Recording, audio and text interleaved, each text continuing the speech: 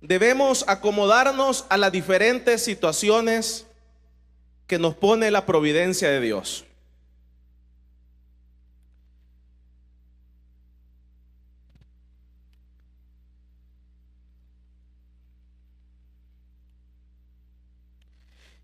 En este capítulo número 30, hermanos, y a partir del versículo número 6 hasta el versículo número 12,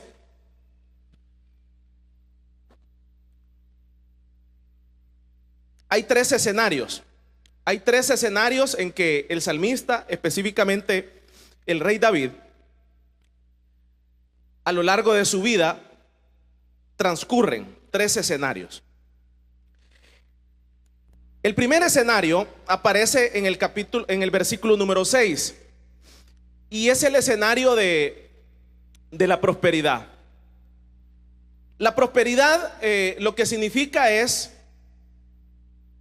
usted sabe que los seres humanos tenemos proyecciones y tenemos metas, y dentro de esas proyecciones y dentro de esas metas puede haber un resultado positivo y un resultado negativo.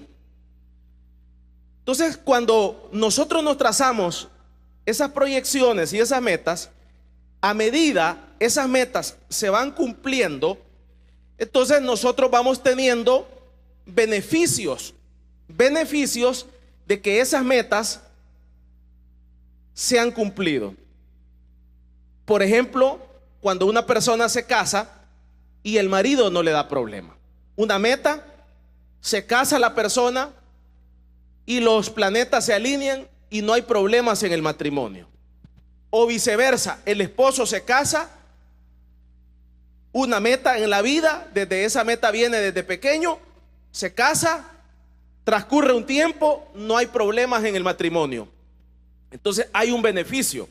El beneficio es menos dolores de cabeza, una estabilidad, una paz.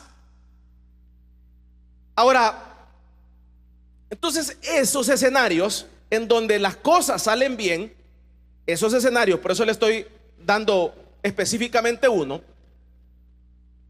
a esos escenarios en la vida se les llama prosperidad. El otro escenario es el escenario cuando nos trazamos metas económicas. Cuando los seres humanos nos trazamos metas económicas, es otro elemento dentro de las metas de la vida: tener un buen trabajo, alcanzar ciertas metas financieras, alcanzar ciertos logros materiales. Cuando se alcanzan esos logros materiales, producto del trabajo, producto de un negocio, producto de algún premio, producto de alguna herencia, hay un sinfín de elementos que pueden conllevar a que estas metas en esta área se cumplan. Cuando se cumplen estas metas, dentro de este elemento existen las riquezas, dentro del elemento económico. Entonces, un beneficio de que las cosas nos vayan bien en el área económica, el hijo que nace cuando las cosas salen bien en el área económica, son las riquezas meramente materiales. Entonces la persona, en vez de agarrar para atrás, en vez de estar endeudado, agarra hacia adelante. Entonces a eso se le llama las riquezas. Y ahí encontramos niveles de niveles. Algunos dicen que tienen riquezas cuando todos sus gastos, si sus gastos están contemplados y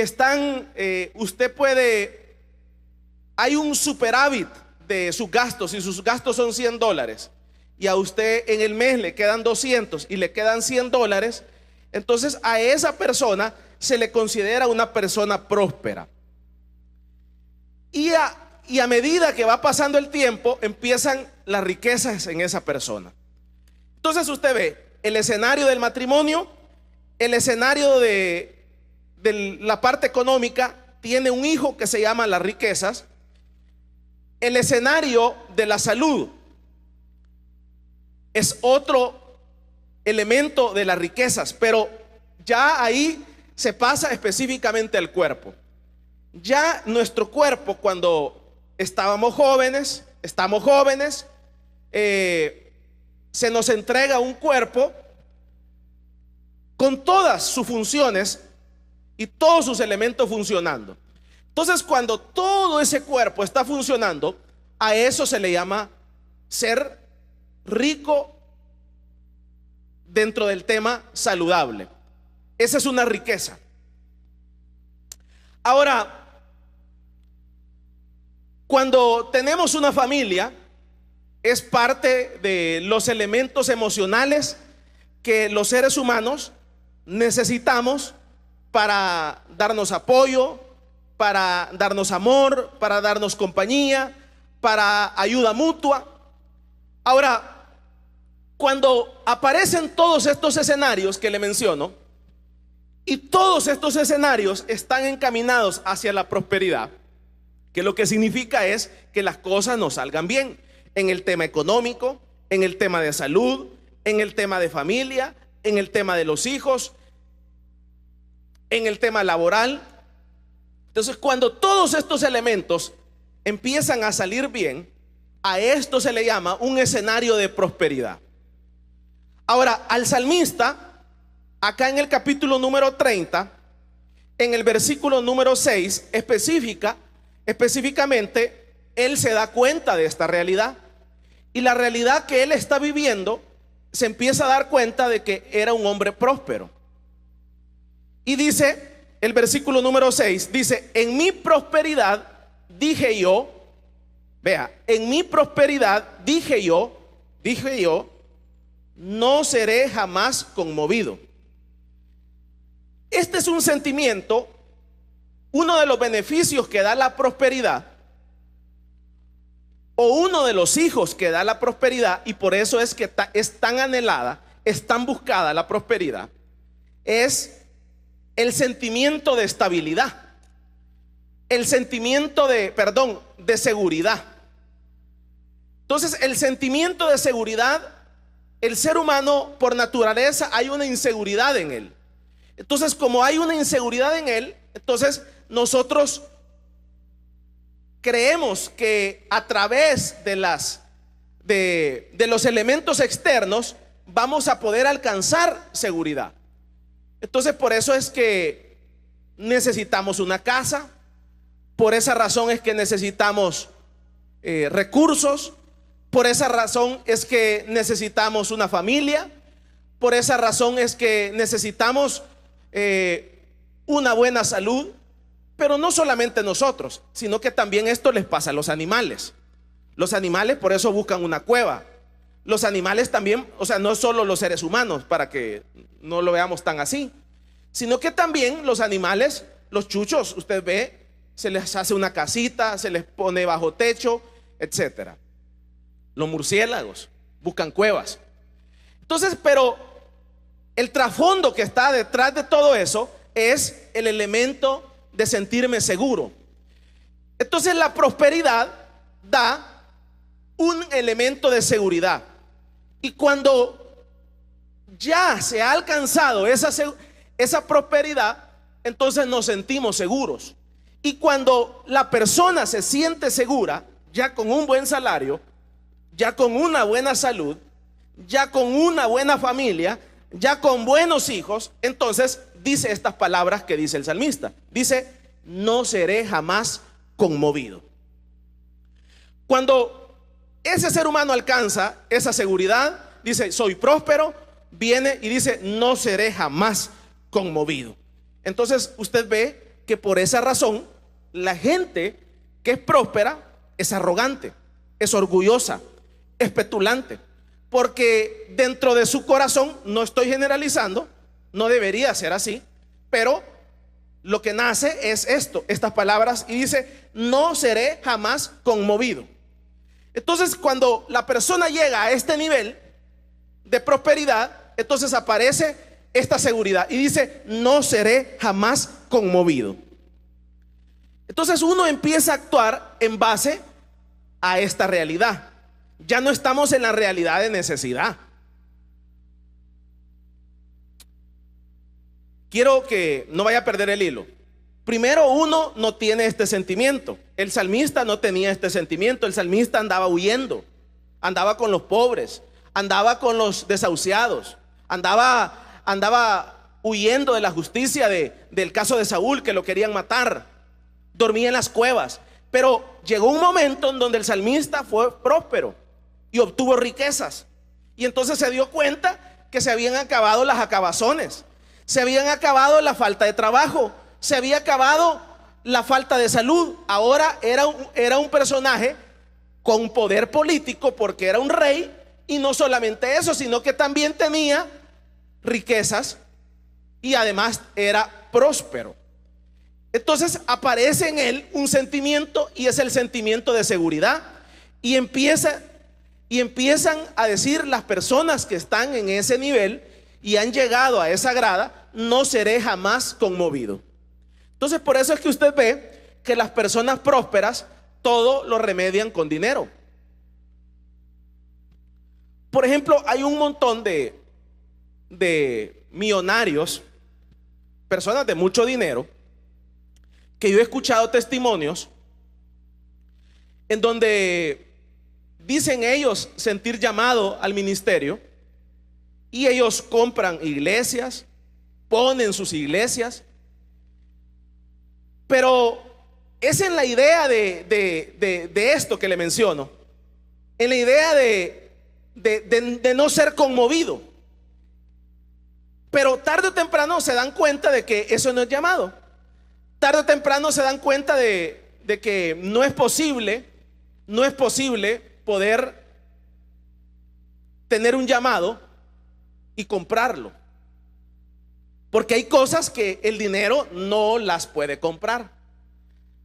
Por ejemplo, el amor no lo puede comprar el dinero.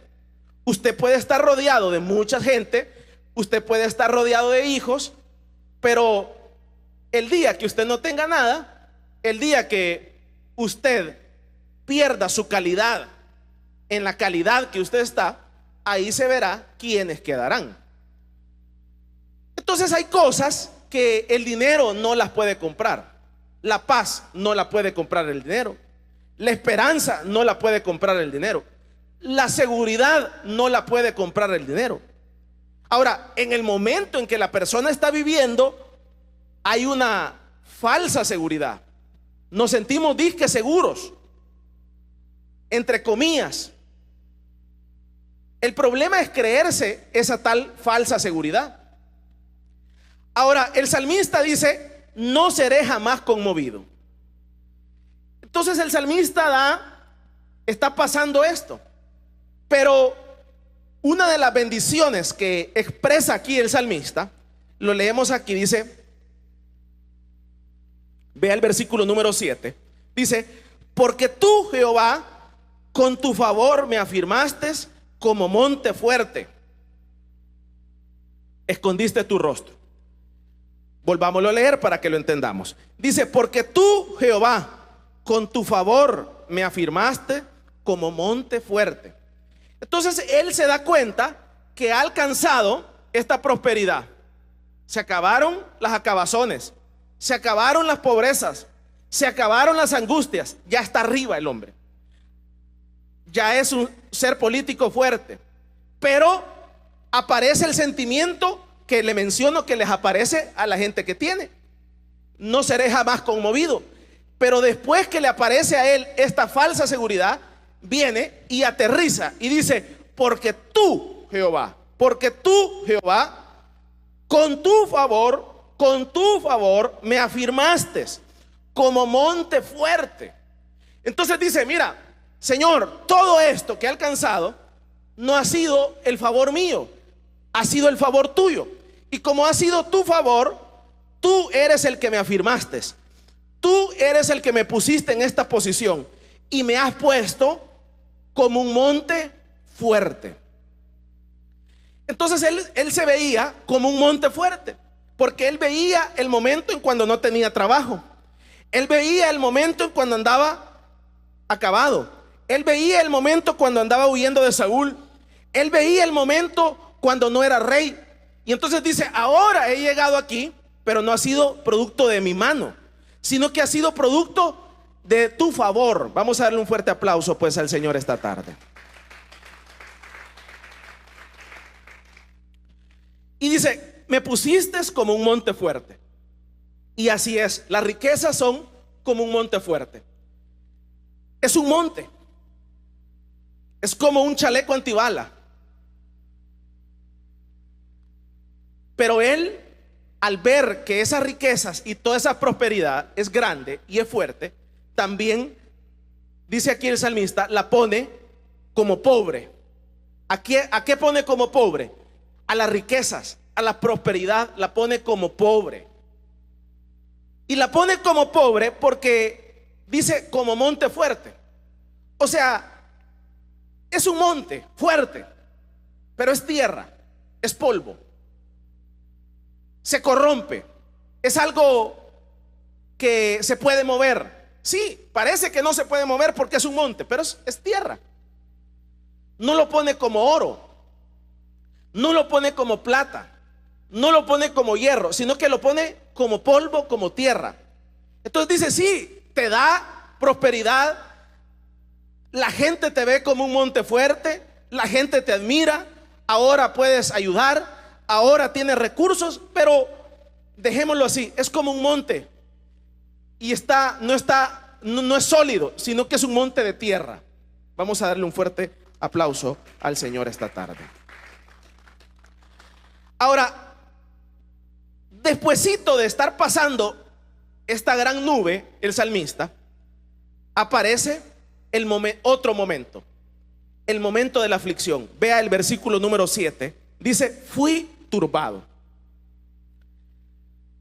En este momento, vea, alcanza esta opulencia, le da la gloria a Dios y ahora viene otro escenario, el escenario de la aflicción. Empieza lo turbado. Y en este momento empiezan las enfermedades, empiezan las acabazones, empiezan las pobrezas, empiezan las dificultades, empiezan los momentos difíciles.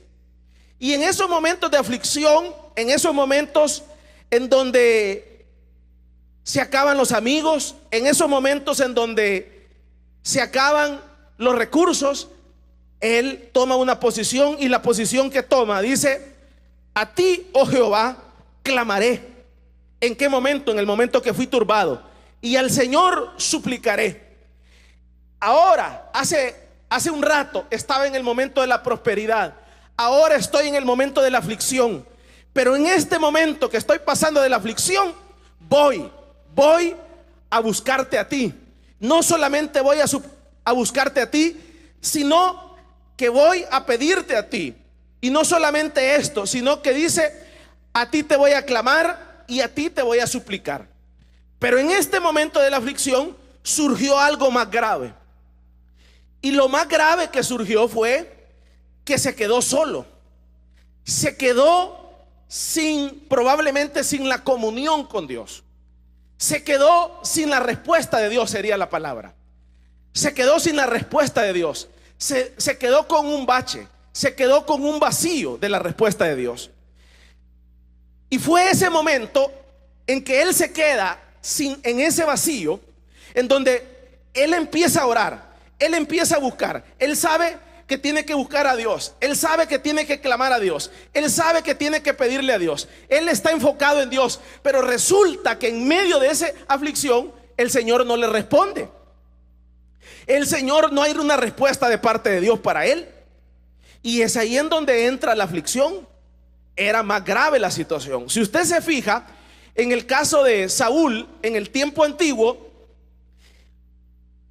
esto determinaba el gane o la pérdida. Antes existían unas piedritas que se llamaban el Purín y el Turín, y se llevaban aquí en el pecho. Y entonces, cuando los reyes iban a la guerra, lo que se hacía era, se consultaba el Purín y el Turín.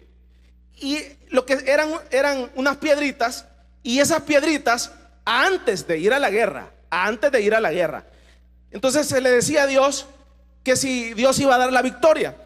Y entonces las piedritas cambiaban de color, para que lo entendamos. No quiero entrar en más detalles, pero las piedritas cambiaban de color. Y entonces el rey que iba a la guerra iba con la convicción de que Dios le había hablado, que las piedritas habían cambiado. Y entonces ese hombre iba con un ánimo, iba con el hacha, iba con la espada, iba con la bendición de Dios, iba con la respuesta de Dios, que Dios había dicho que ese monte era de ellos, que esa guerra era de ellos, que ellos iban a ganar la guerra. Pero el problema que está enfrentando David es que no hay una respuesta de Dios.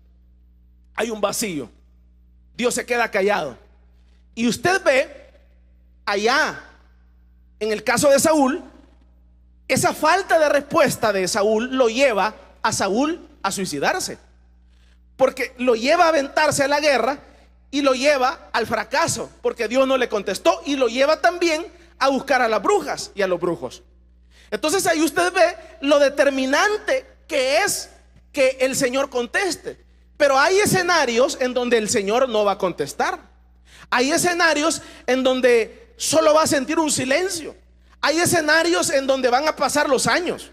Hay escenarios en donde lastimosamente tendrás que estar 5 años en una cárcel, 10 años en una cárcel, y no va a haber una respuesta.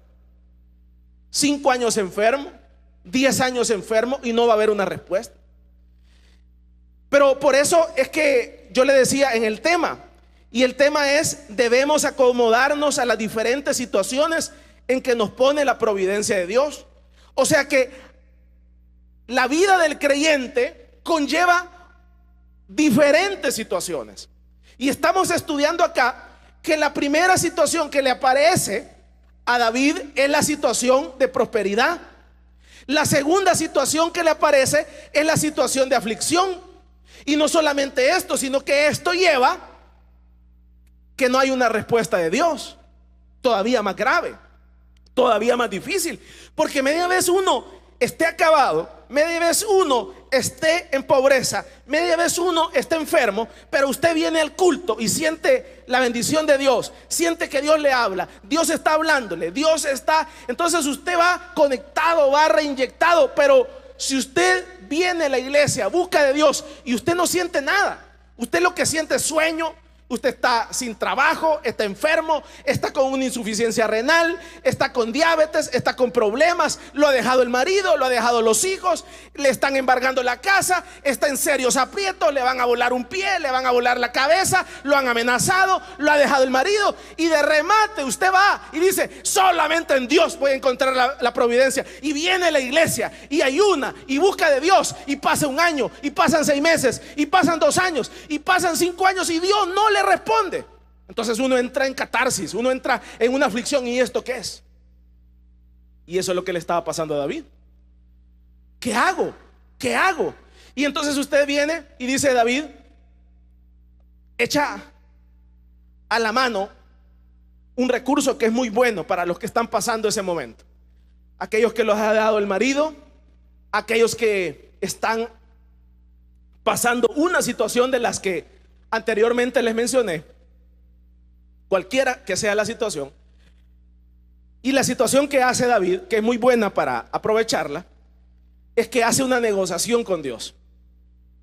Y la negociación que hace con Dios es en el versículo número 9. Léalo ahí conmigo.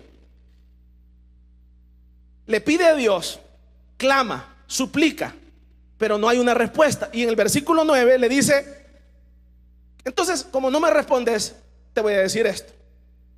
Probablemente ahí se iba a morir. ¿Qué provecho hay en mi muerte cuando descienda a la sepultura? Y entonces vea la estrategia de David. ¿Qué provecho hay en mi muerte cuando descienda a la sepultura? ¿Te alabará el polvo? ¿Anunciará tu verdad? Entonces los que están pasando este momento difícil, y si Dios no le contesta, y si Dios no le responde, y si Dios no le ha respuesta, no ha habido una respuesta a su petición que usted tiene 5 años, es momento de hacer una negociación con Dios. Es momento de decirle: Señor, ¿qué provecho hay que me muera? ¿Qué provecho hay que me entierren? Y es ahí en donde uno tiene que hacer un pacto con Dios. Y yo le he mencionado, si usted se va a morir de cáncer, si usted se va a morir de SIDA, si usted se va a morir de insuficiencia renal, si usted no tiene trabajo, ya buscó, se va a ir mojado, entonces ¿qué sentido tiene seguir viniendo a la iglesia, seguir ayunando, seguir buscando de Dios, seguir siendo diácono, seguir siendo pastor? No hay una respuesta de Dios. No hay una respuesta. Y muchas veces ustedes han enfrentado, los que me escuchan han enfrentado esta situación. No hay una respuesta de Dios. Usted puede ser pastor, usted puede ser diácono, usted se puede zanjar, usted puede venir a ayunar, pero no hay una respuesta de Dios, porque Dios no le va a responder, porque Dios tiene un trato diferente con usted. Y entonces el salmista le dice: mira, ya me voy a morir. Y entonces, ¿de qué sirve? Probablemente le dio una enfermedad. Y entonces, ¿de qué sirve que me entierren? ¿De qué sirve que los gusanos me coman? ¿De qué me sirve? De nada. Ahí no te voy a poder predicar, ahí no te voy a poder alabar. ¿De qué? El polvo. Dicen que cuando uno se muere, lo único que queda es este pedazo de aquí adelante, esto de aquí de la cabeza, y unos gramitos de polvo. No sé si son 5 gramos. Y me estaba contando a alguien que son 5 gramos, y es amarillo el polvito que queda. Y entonces el salmista dijo a sus recursos, como últimos recursos, antes de morirse.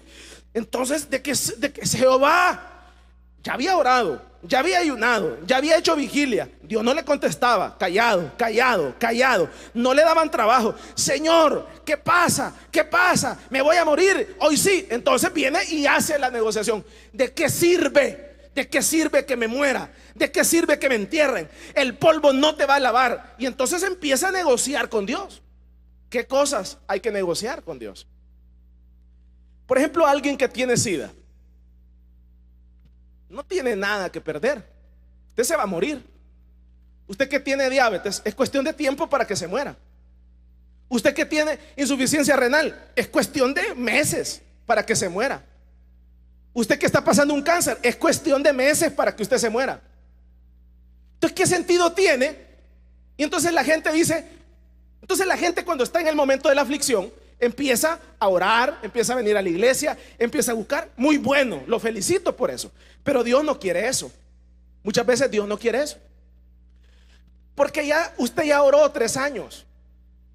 O pregúntese cuántos ayunos lleva ahora que le detectaron cáncer. ¿Cuántos ayunos lleva? ¿Cuántas vigilias lleva usted ahora que le dijeron que su hijo se está muriendo? ¿Cuántas vigilias lleva? Un montón. Pero Dios no quiere eso. Usted ya lleva 6 meses orando, 1 año orando, 2 años orando, y no hay una respuesta de Dios. ¿Por qué no hay una respuesta de Dios? Porque hay un momento en donde hay que negociar con Dios. Y entonces le dice el salmista: ya me voy a morir, y de nada sirve que me muera si en el polvo no te va a poder alabar. Entonces hay un momento en donde hay que decirle: Señor, yo me voy a morir de esta enfermedad. Entonces, a partir de que si tú me sanas, si tú me levantas, yo te voy a servir. Te voy a servir. ¿Y qué significa servirle al Señor? Por ejemplo, si usted se va a morir del cáncer, usted que me escucha, ya le dijeron que fuera a buscar la caja. Entonces haga el último intento. Todo modo, ya se va a morir. Haga una negociación con Dios y dígale: Señor, si tú me sanas de cáncer, me voy a dedicar a servirte a Dios. ¿Y qué significa servirte a Dios? Lo que significa servirle a Dios es que usted ya no va a trabajar. Ya usted ya no puede trabajar. ¿Y voy a seguir vendiendo tomates? Probablemente ya no. ¿Y entonces qué voy a hacer? Usted a las 8 de la mañana tiene casa. A las 8 de la mañana usted se va a levantar a leer la Biblia. A las 8, así como usted va a un trabajo. ¿Cuánto tiene en el trabajo? 8 horas. Usted se va a levantar a las 8 de la mañana como un trabajo a leer la Biblia, a orar a las 10 horas. El día va a ayunar. A las 12, si hay comida, come. A las 3 de la tarde entrega el ayuno. Usted se va a dedicar a Dios. Y en ese proceso usted va a llevar una semana. Se está congregando en una iglesia, va donde su pastor y le dice: mire, Dios me sanó, tal día me iban a enterrar y ahora aquí estoy a la disposición. Probablemente su pastor lo ponga en alguna área, probablemente su pastor lo ponga a barrer la iglesia, a lavar los baños por un par de años, probablemente su pastor lo mande a las cárceles, probablemente su pastor lo mande a algún ministerio, probablemente le diga a él: mira, vos vas a andar conmigo. Pero no sé qué Dios le va a poner. O sea, es una persona que debería de estar enterrada, literalmente. Pero ¿qué sucede? Si David no se pone, como decimos en buen salvadoreño, las vivas, lo entierran. Y entonces hace la negociación con Dios, y en eso hay una restauración. Vamos a darle un fuerte aplauso pues al Señor.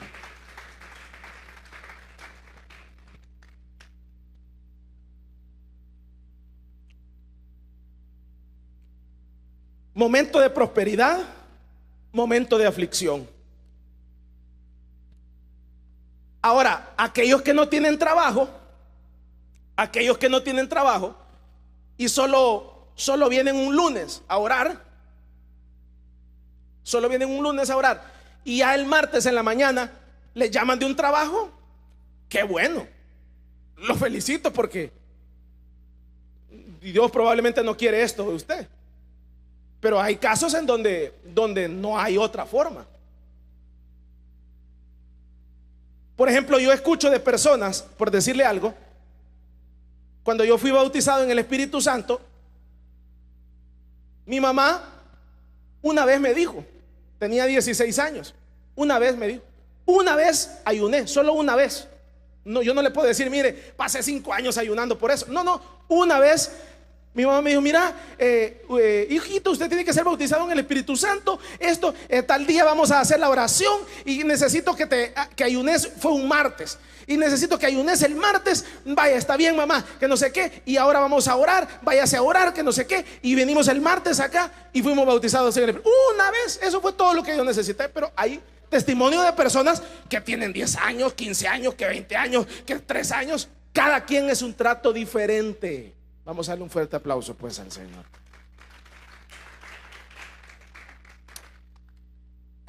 Pero viene el caso de David.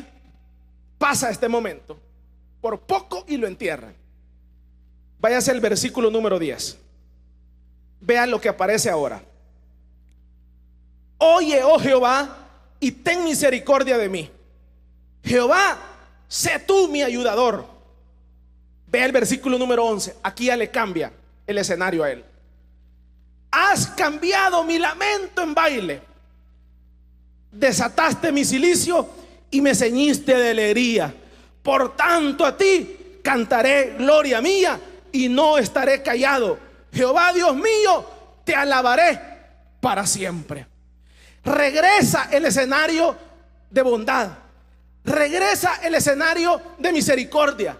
Se acabaron de nuevo las pobrezas y regresó el escenario de la prosperidad, de la abundancia, de los beneficios de Dios. Pero después de él hacer este pacto, después de él de forcejear con Dios y decirle: Señor, si me matas, de nada va a servir.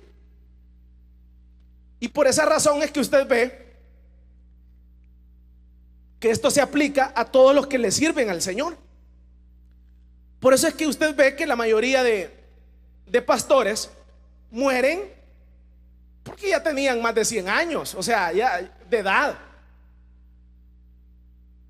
Usted ve la mayoría de gente que le sirve a Dios, les aparece un cáncer, Dios los sana, pero como Dios está consciente de que Dios los va a sanar para que sigan siendo obreros, sigan siendo anfitriones. Es bien extraño. Sí se da en muchos casos, pero siempre ahí está Dios cuidando y al cuidado. ¿Por qué razón? Porque Dios sabe de que lo que le dijo David, el mismo escenario, Dios sabe que si Dios lo sana a uno, no va a ser para andar parrandeando, sino que va a ser para hablar de su palabra. Entonces acá usted ve los 3 escenarios y decíamos como tema debemos acomodarnos a las diferentes situaciones en que nos pone la providencia de Dios. La vida cristiana, con esto termino, no es plana. Hay momentos difíciles, momentos de bajeza, momentos de tristeza, momentos de alegría. La vida del ministerio tampoco es plana. Momentos de altura, momentos de bajeza, momentos que usted va recto. Y nosotros somos testigos. Hace 4 años exactamente vivimos la pandemia. Y en la pandemia que vivimos, todos los que estamos acá decíamos ser cristianos. Todos. Pero aquí a las 4 de la tarde no había nadie en el tiempo de la pandemia. Todos decíamos ser evangélicos, pero a las 8 de la mañana aquí no había nadie. A las 10 de la mañana aquí no había nadie. Y eso sí, el pastor que no está consciente de esa realidad, el pastor que no está consciente de esa realidad se desanima. Mire, a lo largo de todos estos años aquí nosotros hemos tenido gente que dice: mire, hermano, yo muero por usted. Mire, si viene una bala, para que usted tenga una idea, ese muro que está ahí atrás, ese muro lo hizo un hermano porque decía que si venía una bala de aquí, él puso ese muro para que no le cayera al pastor. Aquí nosotros hemos tenido gente que dice: mire, si viene una bala yo pongo el pecho. Pero ya a la hora de la hora, esos que han dicho que ponen el pecho son los primeros que salen volando. ¿Qué le quiero decir con eso? Allá en Brasil hay un sinfín de pastores. Hay un pastor que se suicidó porque los hermanos no le agradecen, porque los hermanos aquí, porque los hermanos allá, porque él se siente mal, que no sé qué, que no le dieron Mire, si usted entra en ese chip, se va a desanimar. Pero es ahí en donde nosotros tenemos que entender que usted y yo no hemos puesto la mirada en los hombres, hemos puesto la mirada en Cristo Jesús, y Cristo Jesús no le va a fallar. Termino esta noche o esta tarde. ¿Por qué no regalamos láminas nosotros aquí en esta iglesia? Aquí hay un montón de hermanos que se han ido porque no han regalado láminas. Aquí hay un montón de hermanos que se han ido porque se les murió el papá y querían que la iglesia fuera como aquí se hiciera el velorio. Un montón de hermanos que se han ido de la iglesia porque querían que se hiciera el casamiento aquí en la iglesia, que se haría el 15 años acá, y un montón de cosas. Y hemos sido siempre, a lo largo de todos estos años, hemos sido claros. 15 años en los sectores, 15 años, casamientos en los sectores. Aquí la iglesia es para venir a alabar al Señor. Entonces lo que le quiero mencionar es que dice: por el calor, estaba diciéndole yo a alguien en la mañana, por el calor han sido mucha gente que se ha ido aquí de la iglesia. Entonces, ¿por qué no regalamos láminas? Mire, si eso es barato, vamos a comprar unas láminas, unas 10 láminas de Zincalum. Creo que valdrán unos 30 pesos. Las ponemos aquí adelante, mire. Las ponemos aquí adelante y levantamos la mano. Hermanos, ahora que viene el invierno, quienes tienen goteras en su casa, mire, aquí se nos haría una bulla. Regalamos una casa, como hacen algunos. Regalamos algo. Mire, sería una bulla y estaría lleno. Y la bulla fuera tan grande, y miren, ahí regalan lámina, ahí regalan comida, ahí regalan víveres, ahí esto y lo otro.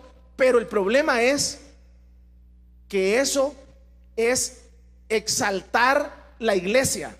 Eso es exaltar el yo del que lo regala.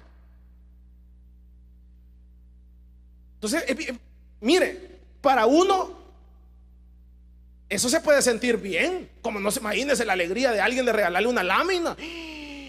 Chicas, si es una adrenalina que usted se siente bien, y la viejita llorando que yo no tenía para no sé qué. Pero ese es un falso evangelio. ¿Por qué? Porque usted le está enseñando a la viejita, y el viejito le está enseñando que dependa del pastor, que dependa del hombre, que dependa del tío, que dependa del papá. Pero aquí se nos ha enseñado que cuando usted tenga problemas hay que venir a orar, hay que venir a buscar, no al pastor, hay que venir a arrodillarse en su casa o en la iglesia, está abierta para que usted venga a devanarse y a buscar a Dios, porque es Dios el que le va a contestar y no los hombres.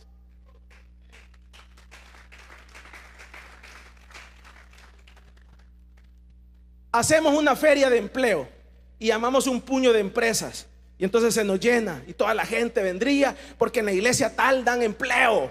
Sí, se nos haría la gran bulla, ya estaríamos llenos. Pero la gente dice en la iglesia, y no es la iglesia, no es la iglesia, no es el rótulo, no es el pastor.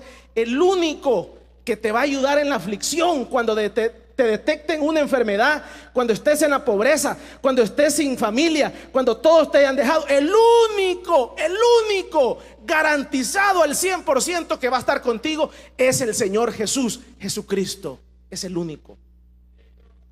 Probablemente estén tus padres apoyándote, pero el que no te va a dejar va a ser el Señor. Él va a estar en el momento del COVID, Él va a estar en el momento de la cárcel, Él va a estar en el momento de la enfermedad. Él no te dejará, porque es una promesa de que tú has creído en Él. Y como tú has creído en Él, entonces en el momento de la aflicción vas a correr hacia Él y no hacia los hombres. Vamos a darle un fuerte aplauso pues al Señor.